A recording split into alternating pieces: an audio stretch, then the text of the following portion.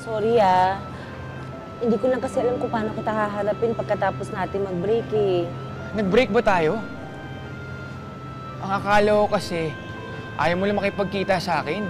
Anong dahilan? Anong kasalanan ko?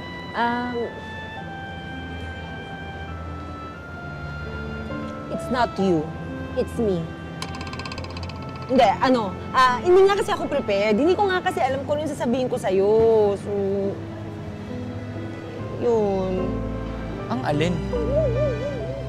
Yung dahilan kung bakit tayo nag-break. Ano ba?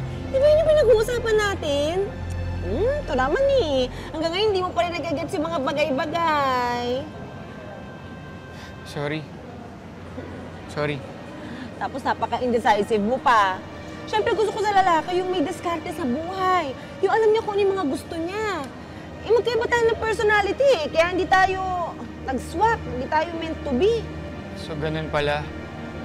Yun yung dahilan kung bakit tayo nag-break. Sorry na masyado yatang harsh yung mga sinabi ko, pero ayun na nga yun. Lo? Bakit ka tumatawa? Kasi, yun din yung sinabi sa akin ng fiancé ko noon. Pero nagbago ako. Nagbago ako para sa kanya. May fiancé ka na? Congratulations! Ikakasal ka na pala eh! Salamat Uy, dapat pumunta ka dun Ano naman? Actually, wala pa kasi kaming host para sa reception. So baka pwedeng ikaw na lang. Ha? Sige, pero anong TF ko hindi kasi ako humingi ng... I'm happy na naging maayos ang closure namin ni Lawrence, dear Uge. Ang sarap pala ng pakiramdam na maisara mo yung isang chapter ng buhay mo. Talaga mag-shopping. Buti naman sinamahan mo ko, no? Tuwing may day off na lang tayo, lagi ka na lang umuora kung saan-saan. Siyempre naman, hindi ko ito palalagpasin, Gusto ko yung maging witness sa closure ninyong dalawa ni Lawrence. At dun sa dalawa pang natitira. Uy, anong dalawa pa? Oh, siyempre, alam kay Lawrence ka lang magkaroon ng closure. Meron ka pang 30, remember? Meron pang Paul. Oh, I remember. Sila yung may atraso sa akin. Bakit ko sila kakausapin para sa closure, no? Manigas sila. Ano ka ba? Talagang matitigas ang mga yon. Pero, hindi na importante ngayon kung sinong may atraso, kung kanino, di ba? Ang importante, girl, yakapin mo na ang closure. Para magkaroon ka ng buhay, kaya hindi ka nagkakaroon ng jowa, wala kang closure. Closure is life. Move on. Ken? Lorena, long time no see, Lorena, si Chloe, friend ko. Chloe, si Lorena, ex ko. Hi! Chloe. Nice to meet you. Nice to meet you. Hindi nabanggit sa akin ni Ken na meron pala siyang magandang ex. Thank you. Ikaw, you're looking good, ha? Ang gwapo-gwapo mo pa rin talaga.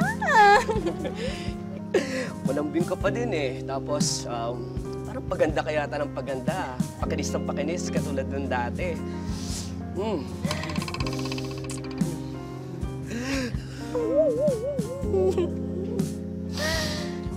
You're so bolero talaga. Ay, nako. Sige na nga, I really have to go na kasi eh. Pero can I have your number? Coffee naman tayo minsan, no? Oh, sige, sumama pa natin ng gatas. I miss you too. Ito yung number.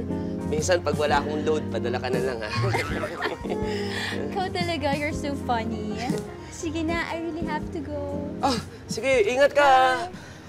Maraming mga lalaki dyan. Ingat ka. Oh, halika na. Umalis na tayo dito. Umalis na tayo dito, girl. Bye. Umalis na. Ano? Bakit ganyan ka? Wala! Tawa? May nakakatawa? Wala! Oh. Ganda nga niya eh. Pasensya ka na, hindi ko sinabi sa'yo na may girlfriend ako kasi hindi ko kaya sabihin sa kanya eh.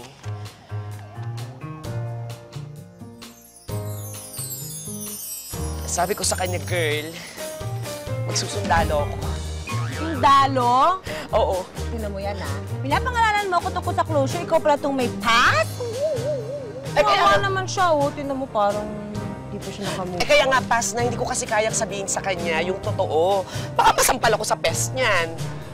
Oh, may pagtingin ka pa. Halika na! Bala ka dyan.